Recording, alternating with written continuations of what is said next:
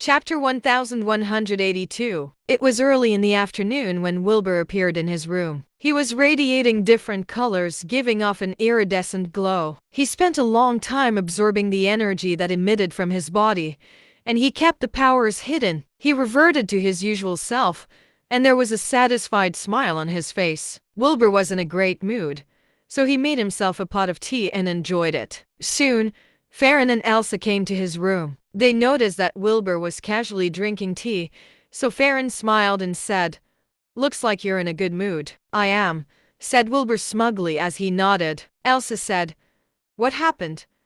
Why don't you tell us what made you so happy?" "I'm afraid you'll feel sad if I told you so I won't. Tell me about your progress instead." His cultivation improved so much that he was far beyond ordinary cultivators. Elsa and Farron were aura-level cultivators, so they would only be depressed if Wilbur told them. They stopped asking when they heard that. Farron instantly said, "We found out that Susan Young has a son named Jaden Young. He's the newly appointed deputy director of the Land and Resources Department in Weston District. He's probably the mastermind behind the incident." The deputy director of Weston District?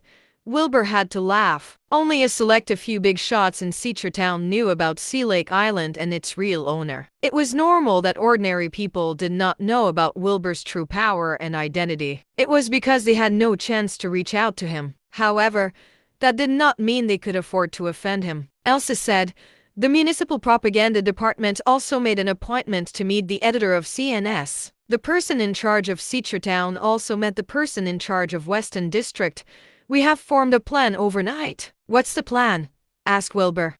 Farron chuckled and replied, "Jaden Young is not from Town and bought this position with money. We have enough evidence that we can get rid of him anytime and send him to jail." Wilbur laughed out loud and shook his head.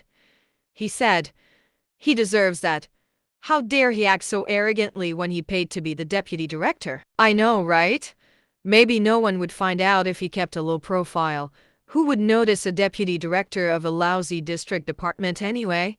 Farron shrugged. Department leaders meant nothing to Farron and the others, let alone a deputy director. Elsa said, "According to the editor of CNS, Wade Holland had been close to Jaden Young recently. We can be sure that Jaden gave the orders." "Is there any way we can deal with Wade?" asked Wilbur glaringly. Farron laughed and replied, "Yes. He will be fired tomorrow morning because he stepped into the department with his left foot." Wilbur laughed and shook his head. He said, "What an outrageous reason." "There's no need to be reasonable to someone like him," said Farron uncaringly. Wilbur fell silent for a moment, then said slowly, "There must be something they're after, otherwise they wouldn't spend so much effort doing this." "You're right. Our plan is to talk to Wade first.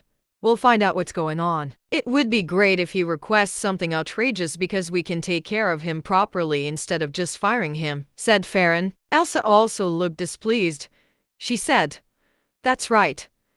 We have to show him what we're made of because he's outrageous." Wilbur nodded and said, "I feel the same way."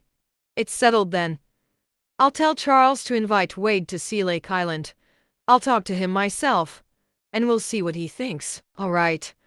Just say yes to whatever he requests. We'll make him pay in the end," said Farron while laughing sinisterly. Wilbur smiled and nodded.